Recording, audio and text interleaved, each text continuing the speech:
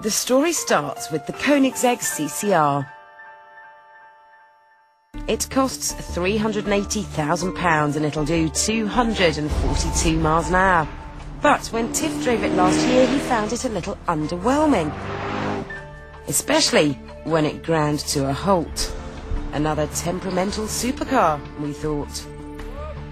Peter Saywell thought this bit of bad luck was the exception rather than the rule, and he's got a better idea than most because he actually owns two of these super rare Koenigseggs.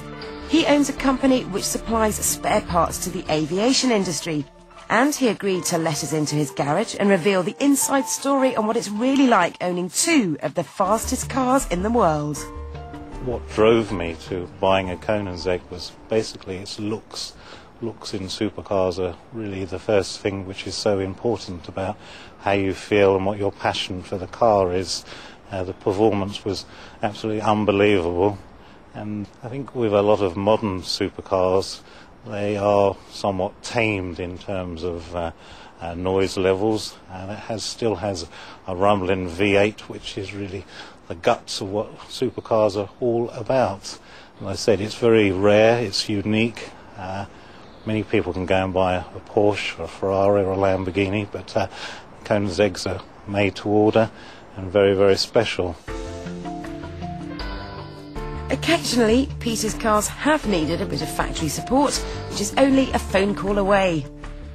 I can remember one particular instance in France when we did have a problem and we were by the roadside, and a quick phone call to the factory, and within half an hour we were back on the road. Other problems which we've had, I hasten to add, have not been great, but they do fly their technicians over to come and sort the car out, which again, the car is off the road for a very, very limited period.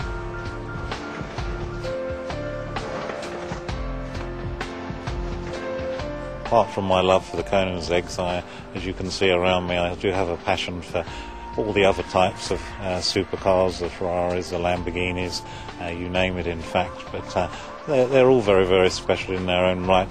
So where did this passion for collecting supercars start? Probably about 20 years ago, when I was running around in a Lotus Esprit in those days, and like all youngsters then, I had a craving to own a Lamborghini, and at that particular time the model that was current was the Countach. So I ended up going to a local showroom to buy such an animal, and in the same showroom was Data Master Pantera, which I'd never heard of in those days. A real butch-looking car, unbelievable performance compared to even today's cars. So Peter bought both. They were to be the start of his collection of supercars. What more can I say? The F40, one of the few cars which is actually appreciated in value over the years. A real collector's piece. 0 to 60 in about 3.7, which sort of going on from 16 years ago is still incredibly fast, and a lot of the cars in here would still not match it. The CLK DTM AMG, car built purposely to drive around the track. That's been around the track a few times at Goodwood. Really hangs on to the road, just like going around on rails. Puts everything else to shame, to be honest. Incredible to drive. Wonderful smooth gear change. A sheer delight. Somewhat rare, they only made 100 of them. The full GT, what more can you say? Modern day Pantera. Wonderful looking car. Unbelievable performance yet again.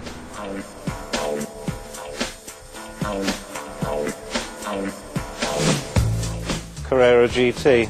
Somewhat embarrassed to say I haven't even had the opportunity of driving this.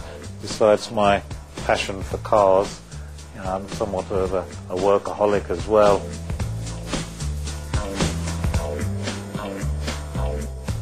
Zonda F, incredible car, incredible company. Mr. Pagani himself, who I dealt with during the purchase of the car, nothing was too much trouble. And the day when it was finally handed over, a very special treat was put together for us.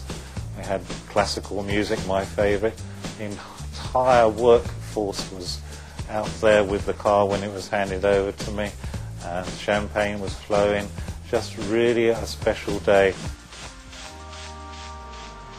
After a long, hard week, come home get a bottle of wine and just walk out round here and walk around the cars and enjoy the shapes of them, the colours.